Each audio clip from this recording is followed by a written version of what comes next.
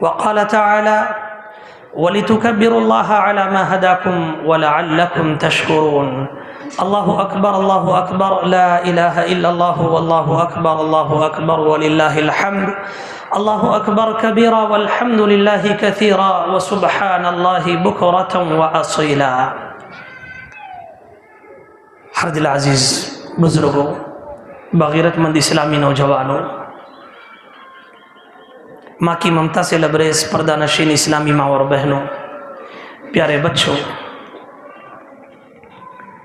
تمام تعریفیں اللہ رب العزت کے لیے لائق و زیبا ہے جو اس کائنات فانی کا تنہا مالک ہے۔ تسبیح و تہلیل اس اللہ رب العزت کے لیے جس نے حق کے ساتھ کتاب اللہ یعنی قرآن مجید کو نازل فرمایا۔ بڑائی اور بزرگی اس اللہ رب العزت کے لیے جو روئے زمین پر ہر کسی جاندار کی روزی روٹی کا ذمہ لیا ہوا ہے۔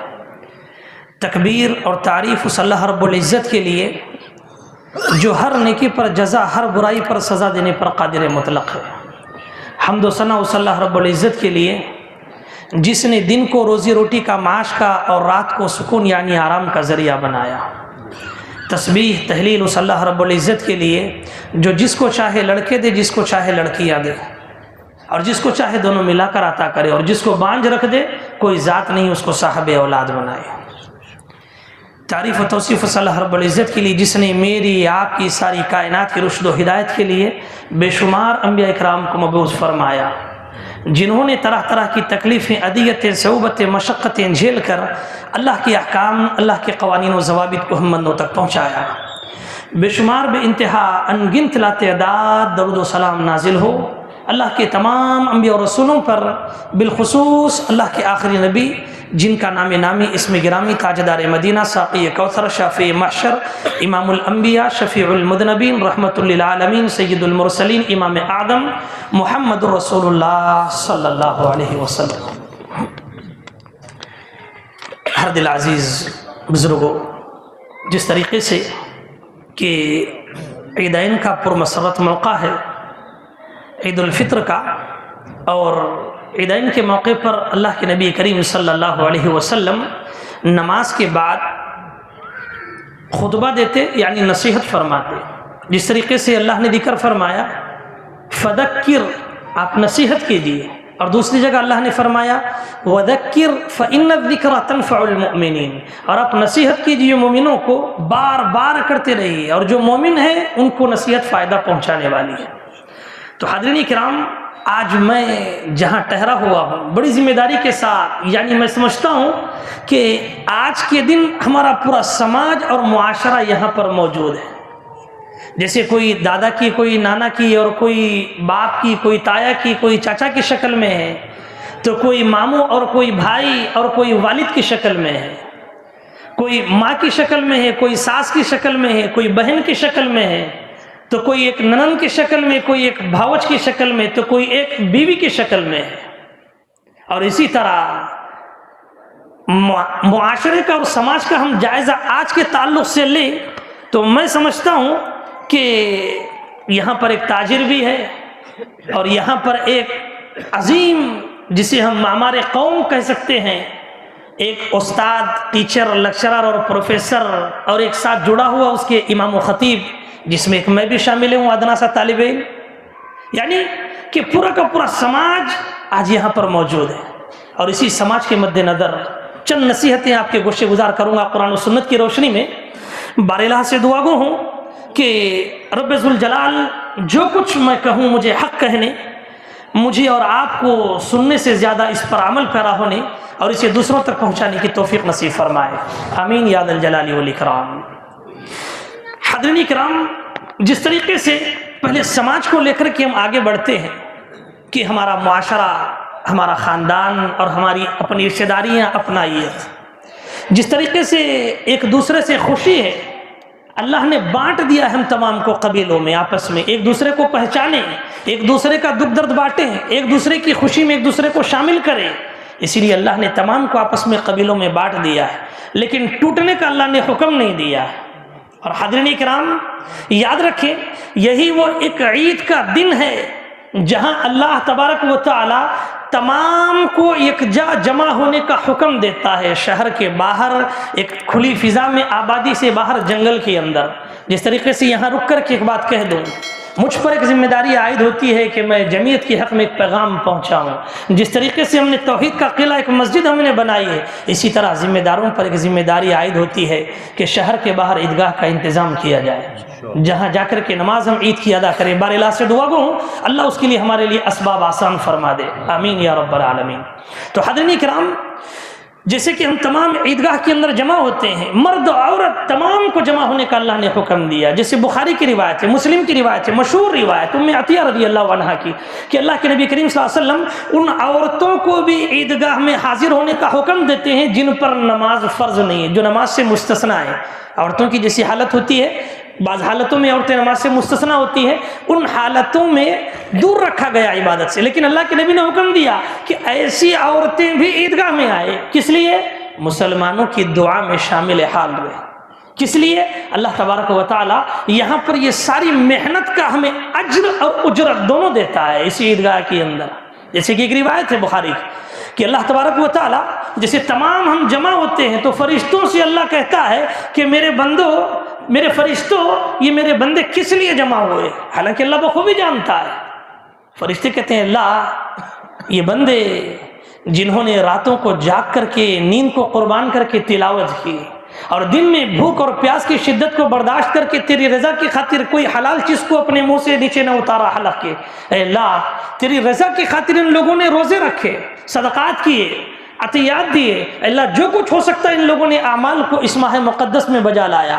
تو اللہ کہتا ہے میرے فرشتے بندے کس لیے جمع ہو؟ اے اللہ تیرے اجر کی متعلق یہ سوال کرتے ہیں۔ تو اللہ کہتا ہے کیا میں انہیں اجر دے دوں، اجرت دے دوں؟ فرشتے کہتے ہیں ہاں اللہ اور زیادہ انہیں دے دے، اور مزید انہیں نواز دے۔ تو اللہ کہتا ہے فرشتوں گواہ رہنا، میں نے ان تمام کی مغفرت فرما دی۔ سبحان اللہ، کیا عظیم لمحہ ہے، کیا عظیم خوشخبری ہے میرے اور آپ کے لیے۔ اللہ ہمیں ان بخشش والے لوگوں کی صفوں میں شامل فرما دے، آمین یا رب العالمین۔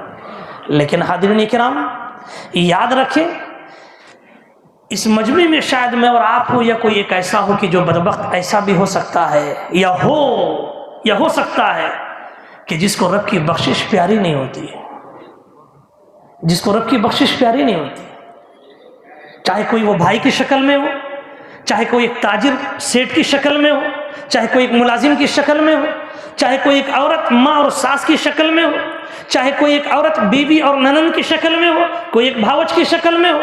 الغرض یہ کہ وہ اس بھلائی سے اپنے آپ کو محروم کر لیتے۔ وہ کیسے؟ آئیے میں نہیں کہتا ہوں، حدیث رسول آپ کے گوشے گزار کرتا ہوں، مشہور روایت ہے جس کو ہم نے بارہا سنا ہے۔ اللہ تبارک و تعالیٰ ان اعمال کے عوض ہماری بخشش فرما دیتا ہے، لیکن ایک عمل کے عوض شاید اگر کوئی بدبخت ایسا ہوگا تو اللہ اس کی اعمال کو معلق رکھ دیتا ہے، اٹکا دیتا ہے۔ معلق یعنی لٹک جاتے ہیں ان کے اعمال آسمان و زمین کے بیچ، آسمان کے اوپر جا نہیں سکتے ہیں، عرش تک ان کی اعمال پہنچ نہیں سکتے ہیں، اللہ ان کی بخشش کے فیصلے نہیں فرماتا ہے، اللہ ان کی بخشش کا ارادہ بھی نہیں رکھتا ہے۔ اللہ اکبر، کون ایسا بدبخت ہے؟ کون ایسے اشخاص ہیں جن لوگوں نے یہ بدبختی اپنے حق میں لکھائی ہوگی؟ صحیح مسلم کی روایت ہے، اللہ کے نبی کریم صلی اللہ علیہ وسلم بیان فرماتے ہیں کہ دو آدمی، دو اشخاص، مومن مرد یا مومن عورت کوئی ہو سکتے ہیں، کہ جب اگر کوئی معاملہ ہو جاتا ہے، تنازع ہو جاتا ہے، جھگڑا ہو جاتا ہے، تو دونوں کے مابین تلخی، دونوں کے مابین تنازع، حسد، کبر اور تکبر کی جگہ لے لیتا ہے، ایک دوسرے کو معاف نہیں کرتے۔ حالانکہ اللہ ہر پیر اور جمعرات کو اعمال کو اوپر اٹھا لیتا ہے، اور یہ روزے داروں کی عمل اللہ قبول کر کے بخشش فرما دیتا ہے، لیکن اللہ انہی لوگوں کے حق میں کہتا ہے ان لوگوں کو چھوڑ دو جن لوگوں نے آپس میں لڑ لیا، صلح نہیں کی، صفائی نہیں کی، ملے نہیں، ان کے سینے صاف نہیں ہوئے اور یہ آپس میں اپنے آپ کو جوڑ نہیں لیے۔ کب تک؟ حتی یصطلحا، مسلم کی روایت کہہ رہا ہوں، حتی یصطلحا، یہاں تک کہ اپنی اصلاح کر لے۔ اگر یہ اصلاح نہیں کرتے ہیں تو اللہ کے نبی صلی اللہ علیہ وسلم بیان فرماتے ہیں لا یرفع اللہ اعمالها ولا یغفر، کہ نہ اللہ ان کی اعمال کو اٹھاتا ہے نہ اللہ ان کی بخشش فرماتا ہے۔ اللہ اکبر، اللہ اکبر۔ میرے بھائیوں آپس میں ایک دوسرے سے عفو درگزر کا معاملہ کرو۔ میری ماں اور بہنوں عفو درگزر سے کام لو۔ کتنے گھر ہم میں ایسے ہیں جو محبت کے لیے ترس رہے ہیں، کتنے دروازے ہم میں ایسے ہیں جو اخوت و بھائی چارگی کے لیے سسک رہے ہیں اور بلک رہے ہیں۔ لیکن معاف کرنا میرے بھائیوں، عام جملوں میں کچھ باتیں کہتا جا رہا ہوں، اور جب عام جملوں میں کوئی بات کہی جائے تو حد سے زیادہ تکلیف پہنچتی ہے۔ کس لیے؟ بات سمجھ میں آتی ہے اور دل تک پہنچتی ہے۔ اور یاد رکھیں اگر کوئی بات دل کو ٹھیس پہنچ کر چپ جائے تو یاد رکھیں وہاں پر میں اور آپ ضرور بھی ضرور غلط رہ سکتے ہیں، ضرور بھی ضرور۔ اللہ کا شکر ادا کریں، اللہ نے ضمیر کو زندہ رکھا ہے، اور جب تک ضمیر زندہ ہے یقین جانے کہ ہمارے اعمال برباد نہیں ہو سکتے۔ تو آگے بڑھیے۔ اسی طریقے سے جو یہ ہماری رشتہ داریاں ہیں جو ٹوٹنے کا سبب بن رہی، وجہ کیا ہے؟ ٹوٹنے کے دہانے پر چل رہی وجوہات کیا ہے؟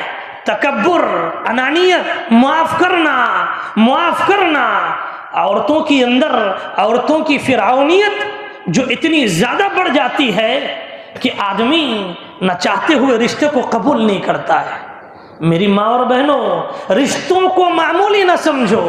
وہ حدیث ہم نے 12 سنا کہ لا يدخل الجنت قاطع، رشتوں کا قطع کرنے والا کبھی جنت میں داخل نہیں ہوگا۔ اللہ اکبر، اللہ اکبر۔ ہم میں کتنے لوگ ایسے ہوں گے سگے بھائی کے گھر میں کتنے دن ہو گئے ہاتھ نہیں دھویا ہوگا، کتنے ایسے ہوں گے کوئی خاص ماموں کے گھر کبھی جا کر خیر و عافیت نہیں لیا ہوگا، کتنے ایسے ہوں گے جنہوں نے اپنے چچا کو اپنے باپ کا مقام نہیں دیا ہوگا، کتنے ایسے ہوں گے جہاں خالہ کو ماں کا مقام دیا گیا۔ بہنوں کی مخاصمت میں بھانجے نے خالہ کو کبھی ماں کے درجے سے نواز کر عزت نہیں دی ہوگی۔ کتنے ہم میں ایسے ہوں گے میرے بھائیوں، کتنے ہم میں ایسے سینے ہوں گے جو آگ میں بھڑک رہے ہوں گے، حسد کی، تکبر کی، انانیت کی اور کبر کی آگ میں جل رہے ہوں گے۔ اللہ کی پناہ بھائیوں، اس حدیث کو یاد کر لو جو اللہ کے نبی صلی اللہ علیہ وسلم نے 12 کہا، لا تحاسدوا، حسد نہ رکھو، حسد نہ رکھو، ولا تباغضوا، سینوں کو غضب سے نہ بھرو، ولا تناجشوا، اور کبھی رنجشیں پیدا مت کرو۔ رنجشیں کس چیز سے پیدا ہو رہی؟ کوئی کسی کے گھر گیا، کوئی اس کو عزت دینے کے لیے تیار نہیں۔ کیسی مسلمانیت ہے ہماری؟ کوئی آدمی دہلیز کھولنا گوارا نہیں کر رہا ہے۔ کیسی ہماری حالت ہے مسلمانیت کی؟ ضیافت کا مقام جہاں پر جنت کا وعدہ کیا گیا ہے، اور یہی معاملہ ہے۔ کوئی ایک چچا ہے، کوئی ایک تایا ہے، اپنے بھتیجے کے گھر جانے کے لیے تیار نہیں۔ کیوں؟ پڑھ لکھ کر کے ڈگری حاصل کر لیا، گھر آئے، ارے ان کا کیا مقام ہے، یہ تو بس چھوٹے موٹے آدمی ہیں، میں ایک انجینئر ہوں، میں ایک ڈاکٹر ہوں، میں ایک سافٹ ویئر ہوں، میں فلاں ہوں۔ یاد رکھے یہ تمام چیزیں بالائے طاق، رشتہ داری اور ادب اور احترام، یہ مقام سب سے پہلے۔ آج نوجوان نسل میرے بھائیوں توجہ ہے آپ لوگوں کی، توجہ طلب ہے آپ لوگوں کی۔ کیوں؟ تعلیم کے نشے نے ہمیں ایسے دھندلاہٹ میں ڈال دیا کہ ہم نے ادب و احترام کو بھلا دیا۔ حدیث رسول کہہ رہی ہے کیا؟ من لم یعقر کبیرنا فلیس منا، اگرچہ کہ آپ کا ماموں، عام جملوں میں کہہ رہا ہوں، چپراسی ہو، اگرچہ کہ آپ کا چچا کہیں جھاڑو مارنے والا ہو، اگرچہ کہ آپ کا کوئی ایک تایا رشتہ دار بنڈی ڈھکلنے والا ہو، یاد رکھیں ادب و احترام آپ پر لازم ہے۔ آپ کی ڈگری آپ کے چولہے کے نیچے، لیکن آپ کے تایا کا، چچا کا، ماموں کا مقام اس سے اونچا ہوگا۔ حدیث رسول کہہ رہی من لم یعقر کبیرنا فلیس منا، جو ہم میں سے بڑوں کی عزت نہیں کرتا وہ ہم میں سے نہیں۔ کتنے ہم میں سے ایسے ہیں حالت حیت کی خاطر رشتہ داری کا تعارف نہیں کروانا چاہتے۔ میرے بھائیوں یہ اعمال کے دھتکارے جانے کا سبب ہے، یہ اعمال کے رک جانے کا سبب ہے۔ اللہ کی رضا کے لیے آگے بڑھو، اللہ کی رضا کی خاطر تمام چیزوں کو قربان کر دو۔ آئیے عورتوں کے متعلق آگے بڑھتے ہوئے 2 بات کہتا ہوں۔ کتنی امی مائیں اور بہنیں ایسی ہے، خصوصاً معاف کرنا میرے بھائیوں، میں سمجھتا ہوں اسی شہر کا نہیں، ایشیا کا معاملہ ہے، بر صغیر کا معاملہ ہے، خصوصاً معاف کرنا میری ماں اور بہنوں، کہ ہم جب تک اپنی حدود میں ہم رہتے نہیں رشتے پامال ہوتے ہی جائیں گے۔ خصوصاً 3 رشتے جس کا میں ذکر کر رہا ہوں، ایک عورت جو ساس کی شکل میں ہے، ایک عورت جو بیوی کی شکل میں ہے، ایک عورت جو ننند اور بھاوج کی شکل میں ہے۔ یہ 3 رشتے ایسے ہیں جن لوگوں نے تقریباً گھروں کے سکون کو شاید کہ اجاڑ دیا ہوگا۔ بر صغیر کی آپ مثالیں دیکھتے جائیں، میں اسی شہر کی بات نہیں کر رہا ہوں، کسی ایک مقام کی بات نہیں کر رہا ہوں، بر صغیر کے حالات کو آپ اٹھا لیں۔ وجوہات کیا ہوتی ہے؟ وجوہات کیا ہوتی ہے؟ ایک دوسرے کی زندگی میں دخل اندازی دینا۔ ایک اور بات کہتا چلوں، اللہ رب العزت نے نکاح کے ذریعے سے ایک میاں اور بیوی کو اللہ نے حلال رشتہ نصیب فرمایا ہے، جو غیر محرم تھے محرم ہو گئے، حتیٰ کہ ایک دوسرے کا لباس اللہ نے قرار دے دیا ہے۔ اور یہی وہ ایک ناپاک کوشش ہمارے معاشرے میں ہوتی ہے، سماج کے سامنے میں ٹہرا ہوا ہوں اور سماج کو یہ نصیحت دے رہا ہوں حدیث رسول کے مطابق، اللہ کے نبی صلی اللہ علیہ وسلم جو بیان فرماتے ہیں لا تحابا، کہ ان دونوں میں جتنی محبت اللہ نے ڈالا ہے، کس میں؟ میاں اور بیوی میں نکاح کے ذریعے سے کسی اور رشتے کے اندر اللہ نے اتنی محبت نہیں ڈالی ہے۔ بہن چاہتی ہے کہ بھائی بھاوج سے خوشی نہ رہے، اللہ اکبر، معاف کرنا معاف کرنا۔ اکثر مائیں میاں بیوی اگر خوش ہو جائے، بیٹا بہو، مائیں برداشت نہیں کر پاتی۔ یاد رکھیں حدیث کو آپ ٹھکرا نہیں سکتی ہے، اللہ کے نبی کی حدیث ہر ہمیشہ صحیح اور سچ ثابت ہو کر رہے گی۔ ہر کسی کی محبت اپنی اپنی الگ ہوتی ہے، کسی کی محبت کو توڑنے کا سبب نہ بنے۔ یہی وجہ ہے کہ ہمارے نسلیں تباہی کے دہانے پر چل رہی۔ کیوں؟ کما تدین تدان، جیسا کرو گے ویسا بھرو گے، جو کر رہے ہیں وہی پا رہے ہیں، جو کر رہے ہیں وہی پا رہے ہیں۔ اسی لیے اچھائی کرو، اچھائی نسلوں میں باقی رہے گی، اچھائی کو آگے بڑھاؤ، اچھائی نسلوں میں چلتی رہے گی۔ اور اسی طرح آگے بڑھیے۔ ایک اور چیز میں بتاتا چلوں کہ رشتے ٹوٹنے کے جو سبب ہمارے پاس بن رہے ہیں، جس میں ایک اور چیز کیا ہے، ایک اور چیز کہ ضیافت کا نہ ہونا، مقام اسٹیٹس کو دیکھ کر کے اس کا احترام کرنا۔ یاد رکھیں عمل بڑا چھوٹا اور مختصر ہے، ہم نے جانا نہیں۔ جو عمل تہجد میں کیا جاتا ہے، رات کی نیند قربان کر کے جو آدمی نماز پڑھتا ہے، جس پر اللہ نے جنت کا وعدہ کیا ہے، معمولی عمل سے بھی اللہ نے جنت کا وعدہ کیا ہے۔ وہ حدیث تینوں چیزیں مل کر ہے، افشوا السلام واطعموا الطعام، کھانا کھلاؤ ہر کسی کو۔ رشتہ دار آ رہا ہے، اسٹیٹس دیکھ کر کہ ہم دسترخوان بچھا نہیں پا رہے، کیسی ہماری حالت ہے۔ رشتہ دار ہے، رشتہ ٹوٹ رہا ہے، آدمی کہہ رہا ہے یار پتہ نہیں فلاں کے گھر میں نے کتنے سال ہو گئے کہ ہاتھ نہیں دھویا ہے، میں ماموں کے گھر پتہ نہیں، مجھے یاد بھی نہیں کہ کب میں نے کھایا سوائے ان کے گھر کسی شادی کی اور تقریب کی۔ کیسی ہماری مسلمانیت چل رہی، کیسے ہم رشتوں کو جوڑ رہے ہیں یا توڑ رہے ہیں۔ محاسبہ مجھے اور آپ کو کرنے کی ضرورت ہے۔ سماج کا میں اور آپ حصہ ہے، سماج کا میں اور آپ ایک فرد بن کر، سماج کے میں اور آپ ایک فرد بن کر کے جی رہے ہیں۔ کسی خاندان کے اور کسی گھر کے میں اور آپ فرد ہیں تو نیک فرد بنے۔ اور عورتوں کے لیے ایک چیز میں کہہ رہا ہوں، یاد رکھیں آپ جتنی اجتماعات میں شرکت کریں، جتنے دروس میں حاضر ہو جائے، جتنے کے آن لائن عالمہ بن جائے، جتنے کہ آپ قرآن پڑھتے رہیں، جتنے کہ آپ احادیث کو پڑھ کر لوگوں کے سامنے سنائیں، یہ آپ کے لیے، لیکن کرنا کیا ہے آپ کے لیے؟ اللہ کے نبی صلی اللہ علیہ وسلم کی ایک حدیث کو یاد رکھیں میری ماں اور بہنوں، آپ عورت ہیں، کیسی عورت بنے آپ؟ المرأۃ الصالحہ، عورت آپ ہیں، نیک عورت بنے آپ، نیک عورت جو ہر گھر کو جنت یا پھر جہنم دونوں بنا سکتی ہے۔ اللہ سے دعا گو ہوں اللہ ہماری ماں اور بہنوں کے سینوں کو صاف و شفاف فرمائے، اللہ ان کے ذریعے سے ہمارے گھروں کو اللہ جنت کا ایک پرامن ماحول کا گہوارہ بنا دے، آمین یا ذا الجلال والاکرام۔ اور آگے بڑھیے۔ اس کے بعد دوسری چیز کہ جہاں پر ہم انا اور ہر دھرمی کو قربان نہیں کرتے، یاد رکھیں میں جس نے ساری ہماری دینی اور دنیاوی دونوں زندگیوں کو غرق کر دیا ہے۔ ایک واقعے کو یاد کر لیں، حضرت سلیمان علیہ السلام اللہ کی رضا کی خاطر جنہوں نے کس چیز کو قربان کیا؟ اللہ کی رضا کی خاطر۔ آج ہم معاشرے میں صرف یہ کہنے کی خاطر، کیا میں فلاں مر گیا کفن میں چہرہ نہیں دیکھوں گا، وصیت ہے کیا میں مر گیا فلاں میرے چہرے کو نہ دیکھے، نعوذ باللہ۔ کیا یہ ایمان ہے؟ کیا یہ مسلمانیت ہے؟ نہیں میرے بھائیو، توبہ کرو، اس سے استغفار کرو، ان اعمال سے اللہ کی رضا کی خاطر ان تمام چیزوں کو قربان کر دو۔ حضرت سلیمان علیہ السلام کا واقعہ جو سورہ 7 کی آیت نمبر 32 اور 33 کے اندر ذکر فرمایا اللہ نے، فقال انی احببت حب الخیر عن ذکر ربی حتی توارت بالحجاب، کہ حضرت سلیمان علیہ السلام کے دور میں مغرب کے موقع پر ایک عبادت تھی، چاہے وہ نماز تھی یا ذکر تھی، کوئی ایک عبادت تھی۔ تو حضرت سلیمان علیہ السلام نے ایک گھوڑوں کو لا کر کے باندھ دیا تھا، بڑے نفیس گھوڑے تھے، سفید بڑے بھاری بھرکم گھوڑے تھے، اور اگر وہ گھوڑے اگر کسی ایک خاندان میں تقسیم کر دیا جائے، ایک گھوڑا مالدار ہو جائے، اتنے قیمتی گھوڑے تھے۔ حضرت سلیمان علیہ السلام اپنے تخت پر براجمان تھے، پھر اس کے بعد پورا سماج وہاں پر جمع ہو گیا، سب لوگ دیکھ رہے ہیں، اور حتیٰ کہ حضرت سلیمان علیہ السلام اللہ کے ذکر سے غافل ہو گئے. اس ایک ذکر سے غافل ہوئے، کس چیز کی وجہ سے؟ گھوڑوں کی وجہ سے. حضرت سلیمان علیہ السلام نے کیا کیا؟ ردوها علی فطفق مسحا بالسوق والاعناق. جیسے یاد آیا میں اللہ کی رضا سے غفلت میں پڑ گیا. کس چیز کی وجہ سے؟ ان گھوڑوں کی وجہ سے. لاؤ مجھے تلوار دے دو، تمام کی گردن اڑا دو. جب ایک ایک گردن اڑا رہے تھے، لوگ زار و قطار ہو رہے تھے، کہہ رہے تھے سلیمان ایک گھوڑا ہمیں دے دو، ہماری زندگی بدل جائے. نہیں دیا انہوں نے. کیوں قربان کیا؟ اللہ کی رضا سے اس چیز نے ان کو روک دیا تھا. آج یہ کبر، یہ ہر دھرمی، یہ انا، یہ تکبر، یہ فرعونیت، یہ ضد، یہ تکبر، یہ حسد، یہ بغض، یہ رنجش، یہ ہماری ساری چیزوں کو تباہ و برباد کر رکھی ہوئی. کیا دین اور دنیا. اسی لیے میرے بھائیوں ادباً گزارش کرتا ہوں ہر فرد سے، ہر باپ سے، ہر بزرگ سے، ہر نوجوان سے، ہر ماں سے، ہر بہن سے میری ادباً گزارش ہے کہ اللہ کی رضا کی خاطر اپنے سینوں کو آج کے بعد صاف کر دو، شاید کہ ہمارے رمضان کی عمل معلق نہ رہ جائے. اللہ سے دعا گو اللہ ہمیں معافی اور تلافی کرنے والا دل اللہ تو نصیب فرما. اے اللہ تو وسیع النظر، تو ہمیں نصیب فرما. آمین یا رب العالمین. اور آگے بڑھیے.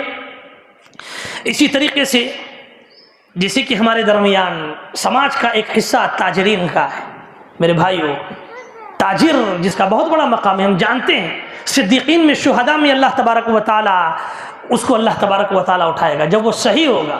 لیکن معاملہ یہی ہے کہ تجارت میں ہم نے تمام خیر خواہی کے دروازوں کو بند کر دیا ہے. ایک مختصر حدیث دیکھتا ہے لیکن بڑی جامع حدیث ہے جس کو ہم نے بارہا سنا. اللہ کے نبی کریم صلی اللہ علیہ وسلم دین کے متعلق کہتے ہیں کہ دین خیر خواہی کا نام ہے. الدین النصیحہ. دین کیا ہے؟ بھلائی کا، خیر خواہی کا نام ہے. لیکن آج تجارت میں ہم نے اسی چیز کو گھونٹ کر کے رکھ دیا ہے. معاف کرنا عام جملوں میں کہوں، جس کو آج انگلش میں کہا گیا ایجنٹ کا نام، اگر اردو میں ہم جس کو کہیں تو دلال کا نام. اور تاجر، یہ تمام لوگوں کا حال کیا ہے؟ ایسے شخص کی تلاش میں کہ کون پریشان ہے، کون اپنی چیز کو بیچے گا اور کس کی چیز کتنی کمتر چیز میں خریدوں. چاہے وہ بائک ہو، چاہے وہ کار ہو، چاہے وہ پلاٹ ہو، چاہے وہ گھر ہو، چاہے وہ ملگی ہو، چاہے کسی کا کاروبار ہو، چاہے وہ کوئی اور چیز ہو.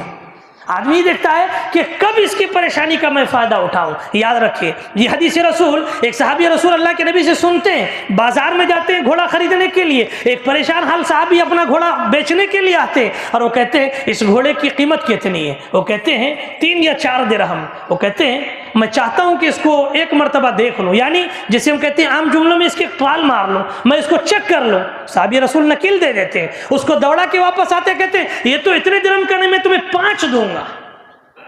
پھر کہتے ہیں ٹھیک ہے مجھے منظور ہے. پھر کہتے ہیں میں ایک اور مرتبہ دیکھ لوں گا.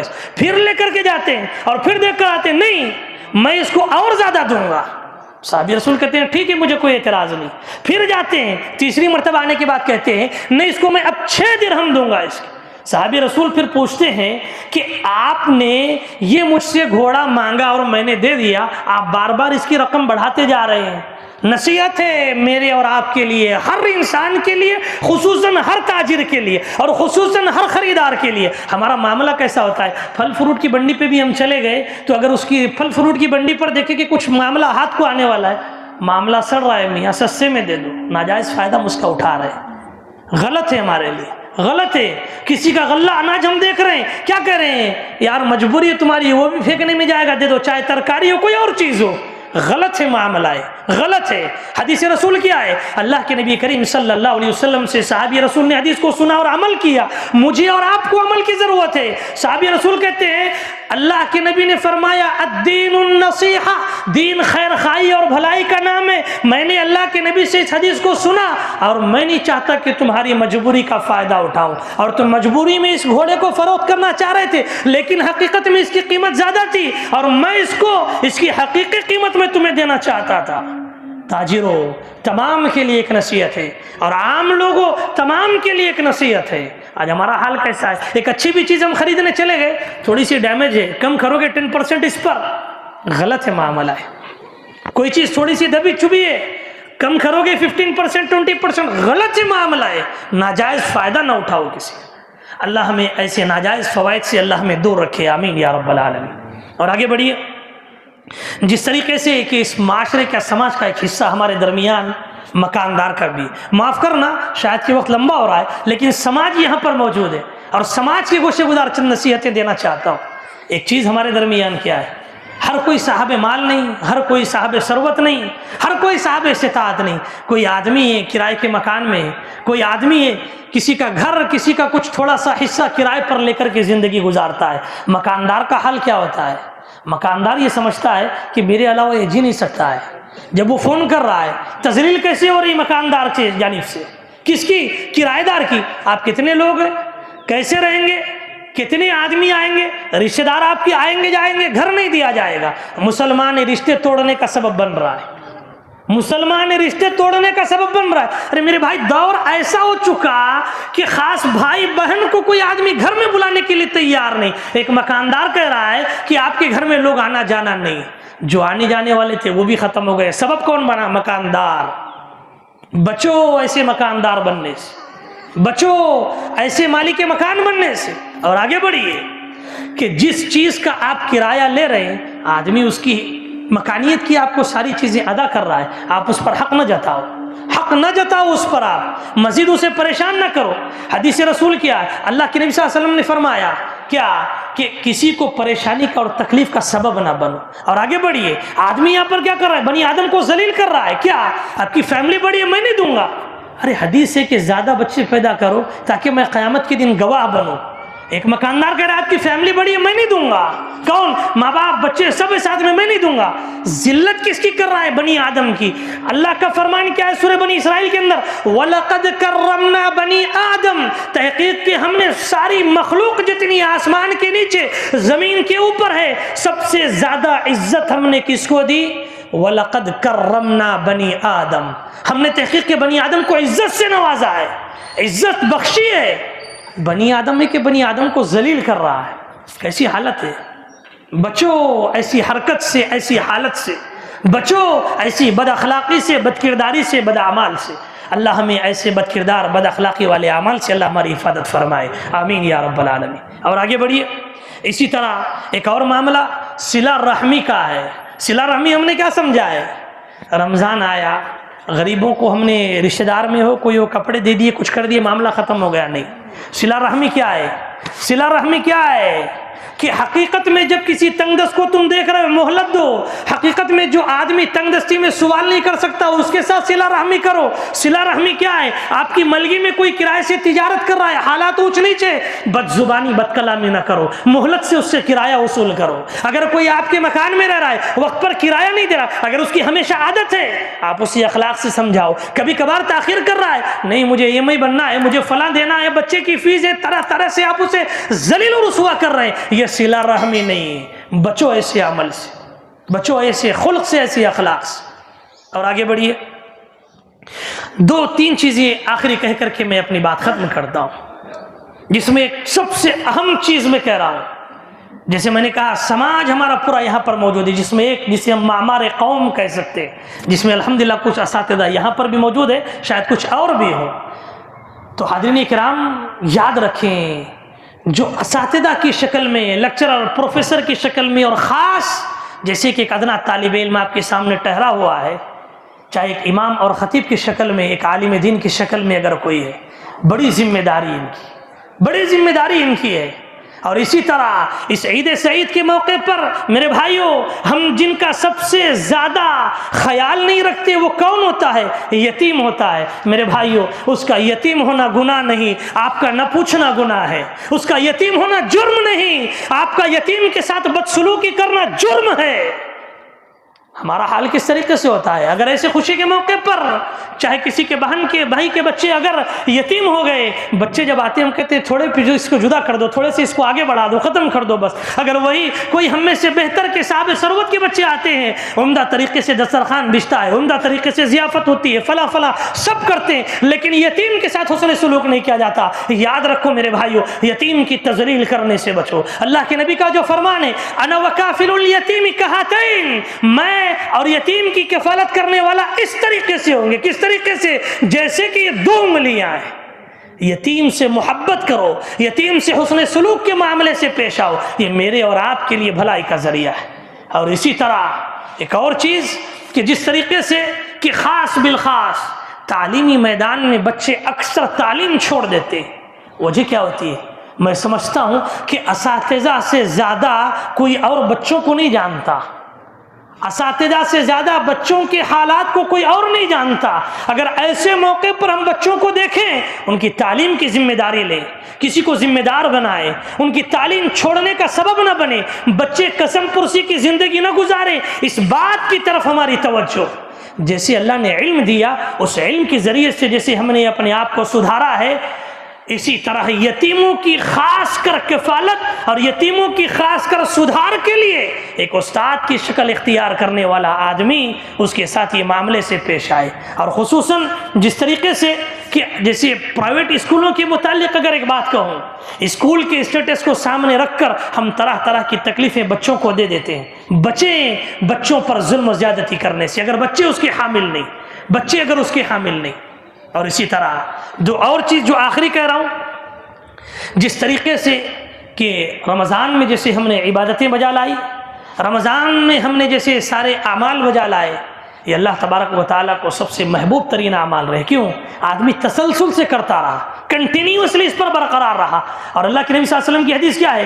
احب الاعمال الی اللہ ادومها وان قل۔ آندھی اور طوفان کی طرح عمل کر کے ہم ختم ہو جائیں، نہیں، اللہ کو یہ پسند نہیں، یہ پسند نہیں۔ اللہ کو پسند کیا ہے؟ آپ تسلسل کے ساتھ عمل کریں، اگرچہ کہ وہ تھوڑا ہو، اگرچہ کہ وہ تھوڑا ہو، تسلسل کے ساتھ عمل کریں۔ جیسے ہم تلاوت کر رہے تھے، سال بھر تلاوت کرنے کی کوشش کریں۔ جیسے ہم اللہ تبارک و تعالیٰ کی بندگی بجا لا رہے تھے، روزوں کے ذریعے سے نفلی روزے رکھے، پیر اور جمعرات کا، ایام بیس کے روزے رکھے، ستہ شوال کے روزے رکھے، یہ میرے اور آپ کے لیے بھلائی کا، خیر کا ذریعہ ہے۔ اور اعمال پر ہمیشہ مداومت رکھیں، اللہ کو یہ چیز سب سے زیادہ پسند ہے۔ آخری ایک نصیحت جو احترام کے متعلق کہنا ضروری سمجھتا ہوں کہ تقریباً آج کی زندگیاں خصوصاً میاں بیوی کی صرف کمپرومائز لائف بن چکی ہے، صلح صفائی۔ یاد رکھیں یہ اللہ نے سب سے سکون کا، سب سے الفت کا، محبت کا ذریعہ بنایا، جو اللہ نے سورہ روم میں ارشاد فرمایا وَمِنْ آيَاتِهِ أَنْ خَلَقَ لَكُم مِّنْ أَنفُسِكُمْ أَزْوَاجًا لِتَسْكُنُوا إِلَيْهَا وَجَعَلَ بَيْنَكُم مَّوَدَّةً وَرَحْمَةً۔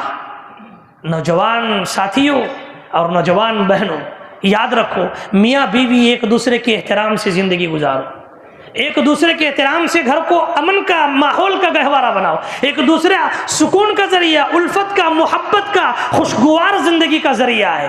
تلخیاں اپنی زندگی میں باقی نہ رکھو۔ بچے اگر تلخیاں دیکھیں گے پھر بچے وہی سیکھیں گے، ماں باپ کا جو اخلاق کا رویہ دیکھیں گے بچے وہی سیکھیں گے۔ اسی لیے بچوں کے سامنے اپنی زندگی کو اخلاق کا، کردار کا ایک پیمانہ، ایک اسلوب کا ذریعہ بنا کر کے پیش کریں، بچے حسن اخلاق کی طرف آ جائے۔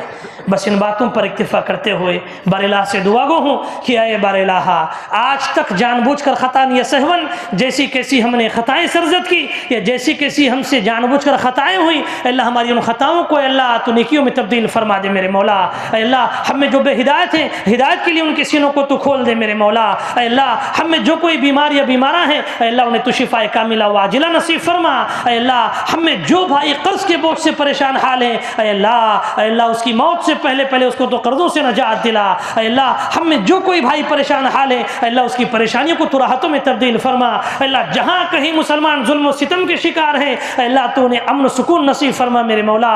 اے اللہ جہاں مسلمان ظلم و ستم سے اللہ جی رہے، اے اللہ تو انہیں عافیت والی زندگی نصیب فرما میرے مولا۔ اے اللہ جہاں کہیں پر اے اللہ بھائی چارگی، اخوت کو اللہ روندا جا رہا ہے، اے اللہ اخوت و بھائی چارگی سے اے اللہ عام زندگی اللہ تو بہتر ہو، اے اللہ تو ایسے حالات نصیب فرما دے میرے مولا۔ اے اللہ جس طریقے سے اللہ رشتے ٹوٹ رہے ہیں، اے اللہ اس سے بہتر اے اللہ ہمیں جوڑنے کی تو توفیق نصیب فرما میرے مولا۔ اے اللہ ہم تمام کو اپنے والدین کا احترام کر کے ان کی صحیح معنوں میں خدمت کی تو توفیق نصیب فرما میرے مولا۔ اے اللہ ہم تمام میں اے اللہ جو کوئی بے ہدایت ہے، ہدایت کے لیے تو ان کے سینوں کو کھول دے میرے مولا۔ اے اللہ ہم میں جو اولاد ہیں ان کے دامن کو تو اولاد سے بھر دے میرے مولا۔ اے اللہ ہم تمام میں جو گزر چکے ہیں، اے اللہ انہیں تو کروٹ جنت نصیب فرما۔ اے اللہ جو کچھ ٹوٹی پھوٹی عبادتیں ہم نے بجا لائی، اے اللہ ان عبادتوں کو تو نجات کا ذریعہ بنا دے میرے مولا۔ اے اللہ ہمارے روزوں کو، ہمارے صدقات کو تو قبول فرما لے میرے مولا۔ اے اللہ جو تلاوت اور جو قیام اللیل اے اللہ ہم نے کیا، اے اللہ وہ ہمارے لیے تو نجات کا ذریعہ بنا دے میرے مولا۔ اے اللہ میزان حسنہ میں اے اللہ تو ہمارے اضافہ فرما میرے مولا۔ اے اللہ ہم تمام سے تو راضی ہو جا میرے مولا۔ اے اللہ جب ہماری زندگی کا خاتمہ ہو، اے اللہ ہمارا آخری کلمہ اے اللہ لا الہ الا اللہ ہماری زبان پر جاری و ساری ہو۔ اللہ ہم تمام کو تو جنت الفردوس کا طبقہ نصیب فرما، آمین ثم آمین، وما علینا الا البلاغ المبین۔ والسلام علیکم ورحمۃ اللہ وبرکاتہ۔